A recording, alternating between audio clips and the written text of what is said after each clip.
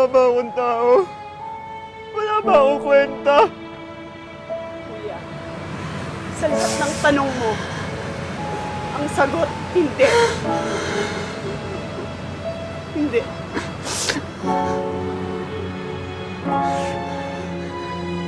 Bakit di niya ako mag-uumbalin? Ha? Ano pa ba yung hindi ko nabigay? May kulang pa ba ako nagawa? Meron pa ba ako di nagawa?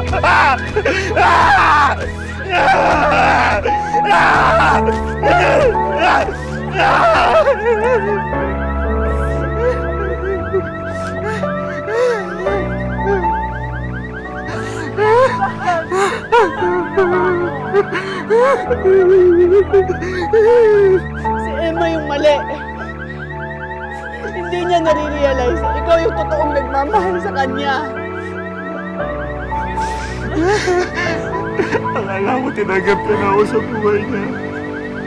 Pero hindi pa pala. Pilitan lang pala siya maging girlfriend ko. Pilitan lang siya.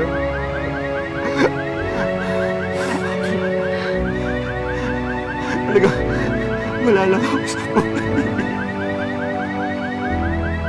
Wala lang ako sa buhay niya.